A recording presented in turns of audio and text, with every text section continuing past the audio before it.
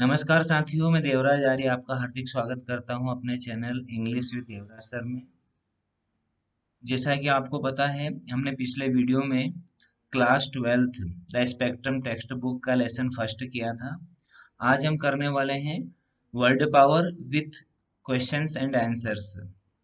तो यदि आप मेरे चैनल पर नए हैं तो प्लीज़ मेरे चैनल को सब्सक्राइब कीजिए, वीडियो को लाइक कीजिए और शेयर कीजिए ताकि ज़्यादा से ज़्यादा विद्यार्थियों तक इसका लाभ पहुँचे।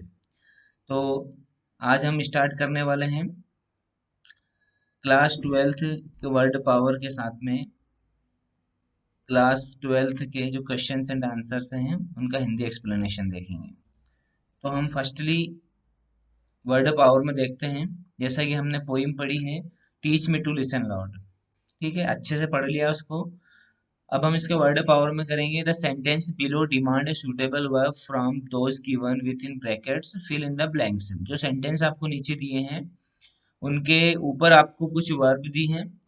उन वर्ब को आपको इन 8 सेंटेंस में भरना है। हम पहले वर्ब का हिंदी मीनिंग देखेंगे। फर्स्ट वर्ब है स्टेमर्ड। स्टेमर्ड का अर्थ होता है हकलाकर बोलना। श्रिक्ड यानी चिल्लाना, चीखना। बैग्ड यानी गिड़गिड़ाना, निवेदन करना बार बार। कंप्लेंट यानी शिकायत करना। थ्रेटेंड यानी धमकाना, किसी को धमकी देना। बोस्टेड का अर्थ होता है अहंकार से बोलना, गर्व से बोलना। कन्फेस्ड यानी किसी गलती को स्वीकार करना। और अर्ज्ड यानी किसी काम के लिए किसी व्यक्ति को प्रेरित करना। आप इनके मीनिंग चाहें तो लिख सकते हैं। ये हमें वर्ब जो दी है ये हमारे इमोशन से जुड़ी हुई वर्ब है। जैसे हम किसी ना किसी मूड में रहते हैं और कोई ना कोई बात जब हम किसी को कहते हैं तो हमारा जो लहजा होता है उस लहजे के आधार पर जो है ये वर्ब है। तो हम फर्स्ट सेंटेंस से करते हैं। It was I who broke the वेस। ही, वह मैं था जिसके हाथों यह वेस जो गुलदस्ता है वो टूट गया है। जब कोई व्यक्ति अपनी गलती स्वीकार करता है यानी कि वह क्या करता है, कन्फेस्ड करता है। तो इसमें क्या कौन सी वर्ब आएगी, confessed verb. I was the cleverest person in the class, the little boy was. जो छोटा सा लड़का है वो कहता है कि मैं इस क्लास का सबसे चतुर व्यक्ति हूँ। तो वहाँ ये जो बात बोलता है वो अपनी, वह बहुत ही अहंकार से, ये गर्व से, घमंड से बोलता है। तो इसके लिए क्या आएगा, boasted. Look there is a mouse over there. जब कोई बच्चा या कोई भी व्यक्ति अचानक चूहे को देख लेता है तो वह बहुत ही किसी को सरप्राइजली बोलता है कि देखो वहां पर उस दीवार पे चूहा है या उधर चूहा है। तो ही श्रिक्ड। श्रिक्ड यानी कि चीखना, चिल्ला के बोलना किसी शब्द को। I will stop your pocket money if you don't behave see. मैं तुम्हारी पॉकेट मनी रोक दूंगी यदि तुमने तुम्हारा व्यवहार नहीं सुधारा तो। जब कोई व्यक्ति हमें कहता है कि यदि तुमने ऐसा नहीं किया तो मैं ऐसा कर दूंगा, यानी कि वो हमें क्या कह रहा है, वो हमें धमकी दे रहा है, थ्रेटेंड, धमकाना। पांचवा सेंटेंस आता है आई डिड इट ही। जब कोई व्यक्ति किसी एक अक्षर को बोलने में जो है उस वो 3 बार बोलता है, शुरुआत करता है, जैसे शाहरुख खान अपने एक मूवी में डायलॉग बोलते हैं किरण, उसी प्रकार यहाँ पे लिखा है। तो इसके लिए वर्ब आएगी स्टेमर्ड। स्टेमर्ड का अर्थ होता है हकलाना।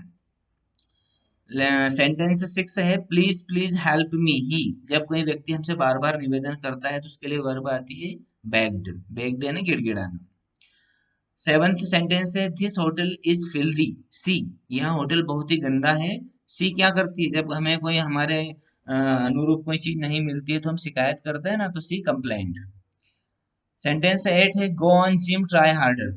जिम जाओ और मेहनत करो। जब कोई व्यक्ति आपको दुबला पतला व्यक्ति मिलता है और कहता है कि मेरी जो बॉडी नहीं बन रही, तो हम उसको कहते हैं कि जिम जाओ और मेहनत करो। तो ही अर्ज्ड। अर्ज्ड का अर्थ होता है उसे उस काम के लिए प्रेरित करना। ओके फ्रेंड्स, आई होप आपको ये अच्छे से समझ में आ गए होंगे।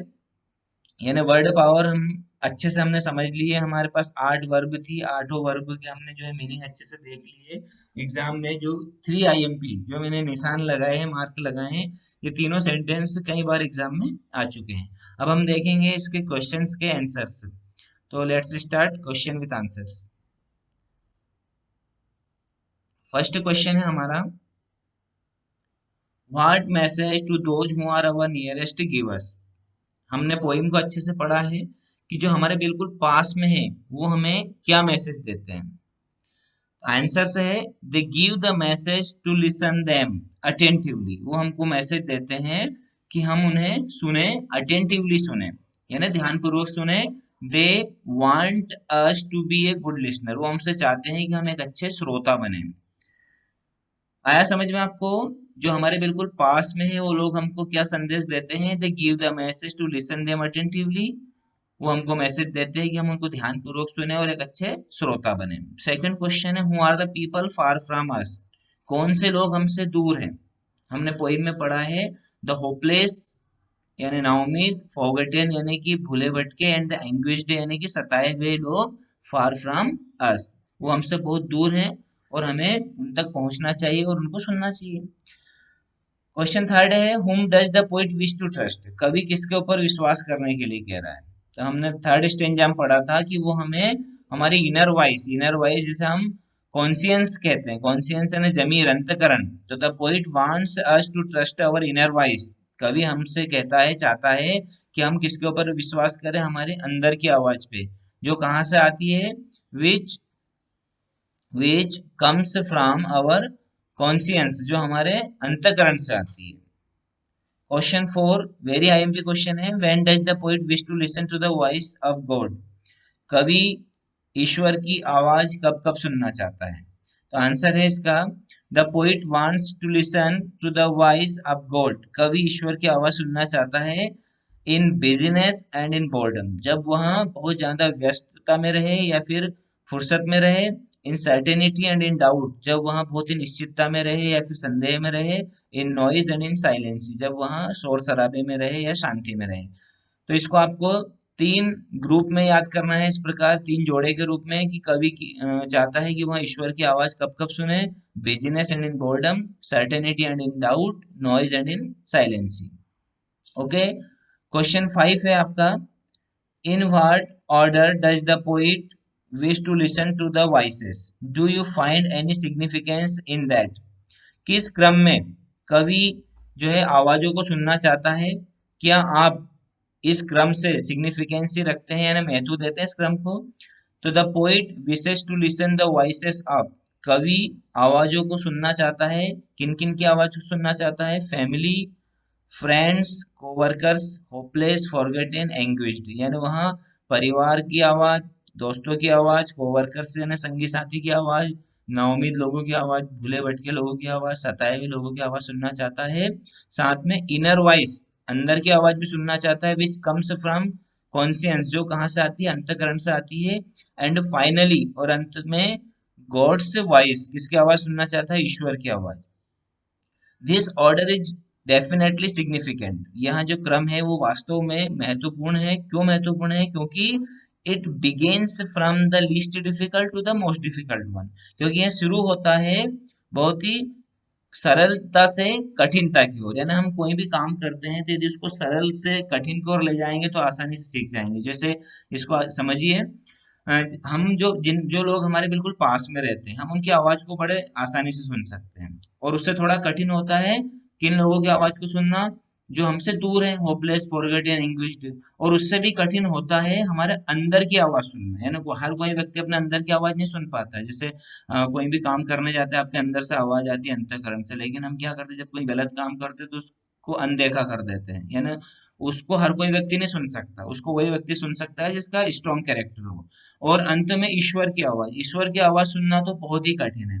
यानी हम हर समय ये देखते हैं कि जो पृथ्वी पे जो लोग रहते हैं उनसे डरते हैं, लेकिन ईश्वर से तो डरते ही नहीं, जबकि ईश्वर हर समय हमको हमको अपने नजर में रखता है, हमको देखता रहता है। यदि आपने एक बार ऐसा सोच लिया कि ईश्वर हमको हर समय देखता है, तो कोई गलत काम आप करेंगे ही नहीं। तो ईश्वर हमको देख रहा है, इस चीज को मानना सबसे कठिन काम होता है। तो यहाँ पे लिखा है कि least difficult to the most difficult, यानी सबसे जो है कम कठिनाई से अधिक कठिनाई की ओर, ये जो क्रम है इससे हम इत्तेफाक रखते हैं। ओके, आपको अच्छे समझ में आ गया होगा। आगे बढ़ते हैं, question six, what do you suppose the hopeless, the forgotten, the anguished want to tell us, आप क्या मानते हैं जो होपलेस हैं, जो फॉरगॉटन है और जो एंग्विश्ड पीपल है, वो आपसे क्या कहना चाहते हैं? तो they want to tell us to give them our sympathy, love and care, वो चाहते हैं, क्या चाहते हैं? कि हम उनको दें, क्या दें? सिंपैथी, सहानुभूति दें, लव यानी प्रेम दें, केयर यानी उनकी फिक्र करें। यानी जो नाउम्मीद लोग हैं, भूले भटके लोग हैं, जो सताए हुए लोग हैं, वो हमसे चाहते हैं सहानुभूति, प्रेम और फिक्र। ओके, आगे बढ़ते हैं। Question 7, how could listening to one's inner voice be helpful? Very important question. किसी की आंतरिक आवाज सुनना किस प्रकार मददगार हो सकता है? तो आवर इनर वॉइस इस प्रकार मददगार हो सकता है कि हमारी जो अंदर की आवाज है, वार्न्स अस अगेंस्ट ए सिंफुल डीड, वो हमको एक पाप वाले कर्म करने से रोकती है, चेतावनी देती है कि ये काम ना करें। It gives us proper guidance, ये हमको उचित मार्गदर्शन देती है। It tells us what is right and what is wrong, ये हमको बताती है क्या सही है और क्या गलत है। यानी यदि हम अपने अंदर की आवाज सुनेंगे तो कोई भी पाप वाला कर्म नहीं करेंगे। ये हमको मार्गदर्शित करती है और हमको बताती है कि क्या सही है और क्या गलत है। जब हम जान जाएंगे क्या सही और क्या गलत है, तो हम कोई गलत काम करेंगे ही नहीं। तो इस प्रकार हमारी जो इनर वॉइस है वो मदद करती है। Question 8, what is the overall mood off the poem? इस कविता का पूर्ण भाव या संपूर्ण मनोदशा क्या है? तो the overall mood off the poem is of love, care and sympathy. इस कविता का मूल भाव यह है कि हमें प्रेम करना चाहिए, केयर करनी चाहिए, सहानुभूति रखनी चाहिए फॉर ऑल ह्यूमन बींग्स, पूरी मानव जाति के लिए। इसमें आप सिंपैथी के साथ में डिवोशन भी लिख सकते हैं कि समर्पण का भाव भी रखना चाहिए।